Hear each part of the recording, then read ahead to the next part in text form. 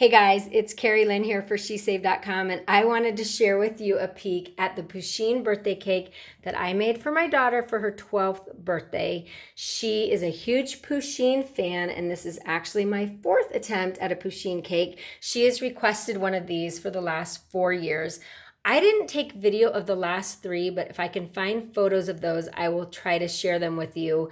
I don't think this is necessarily my best Pusheen cake, but it was definitely the easiest. So I wanted to share it with you in case you get requests for a Pusheen birthday cake. And I will preface all of this by telling you I am by no means a professional cake maker or decorator, and I wouldn't even call myself a good cook. Like, this is just my way of making fun cakes for my kids. They request them every year, and I love to do my best to come up with their request as a birthday gift to them. So I'm sharing with you my attempt at this one and how I did this. So basically, I baked this cake in a rectangular shaped pan. It was a 9 by 12 pan using a pink cake mix from a box. And then once I had my rectangular shape, I cut out the shape of Pusheen, which, as you can see, is 2 triangles at the top with a long oval body. And to be honest with you, I probably made her a little thin. I wish I had made her a little chubbier, but anyway, next time I would do that if I had it to do over again. And then with the leftover cake that I had cut off away from her shape, I made this little nub of a tail, and I attached that and then frosted everything using white frosting from a can that I had added just 1 drop of black food coloring to. And I will share with you the food coloring I used. It turned it really quick, so you want to go slowly and cautiously with that because it does get dark really fast. So that is white frosting from a can with just 1 drop of black food coloring in it.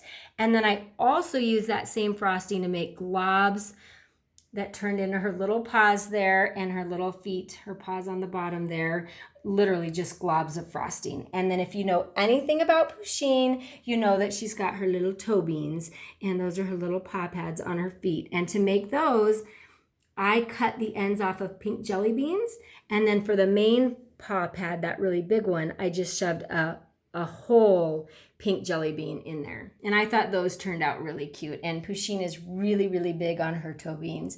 So I thought that was a cute little addition to this cake. For her little cupcake, I used a mini cupcake liner, and I put in a bunch of that leftover cake. And then I topped it off with globs of white frosting and some sprinkles. And then I cut a cute little birthday candle in half and stuck it in there. And I thought that turned out really cute. As you can see, her eyes are black jelly beans that I shoved down into the cake once it was frosted, so that the frosting kind of gathers around those and they look a little sunken.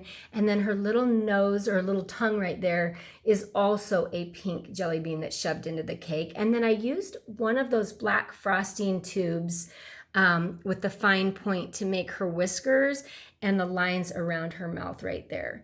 And I thought that turned out really cute as well. And then with my leftover gray frosting, I just kept adding black food coloring to it until it turned this darker gray to make the little rings around her tail and these 3 lines that she has on her forehead.